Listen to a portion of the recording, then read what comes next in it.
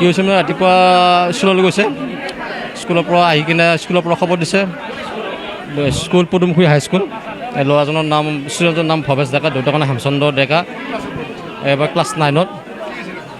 মাৰপিট হোৱা বুলি গম পাইছোঁ আৰু শুনামতে তেওঁ লগৰীয়াৰ লগতে হোৱা বুলি শুনা পাইছোঁ। তাৰপৰা স্কুলৰ পৰা ফোন কৰিছে যে গাৰ্জেনক মাতি পঠিয়াওকচোন বুলি। আমি গ'লোঁ, তাৰপৰা দেউতাকে লৈ গ'ল, লৈ যাই ডেমনিত আমি ল'ৰাজনৰ মাকে ষ্টুডেণ্টৰ ভৱেশ ডেকাৰ মাক আৰু মই ডেমনিলৈকে আহিলোঁ। আহি পেলাই ডেমনিৰ পৰা ক'লে মঙলৈ লৈ যোৱা, মঙলৈ লৈ আহিলোঁ। ইয়াত গম পাইছোঁ অলৰেডি ডেথ হোৱা বুলি, তেনেকৈ চিভিল লৈ আহিছোঁ, ইয়াতে ঢুকা বুলি কৈছে।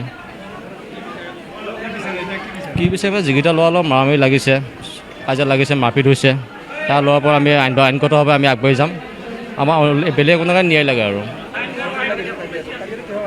কি অকণমান লাগিছে সেইটো গম নাপাওঁ। এওঁলোকৰ লগত লাগিছে মানে ল'ৰা লগত আমি গম নাপাওঁ আৰু গাৰ্জেনো চাগে গম নাপায়, দেউতাকো চাগে গম নাপায়, কোৱা নাই।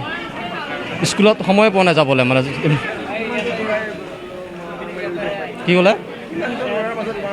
গম পোৱা নাই, স্কুলৰ পৰা ফোন কৰোঁতে গম পাইছোঁ। আনুমানিক 9:15, 9:20 এনেকুৱা, সেইটো গম পাইছোঁ। হা স্কুল কৰ্তৃপক্ষ ডেমনিলৈকে আহিছে, ইয়ালৈকে আহি পোৱা নাই এতিয়ালৈকে।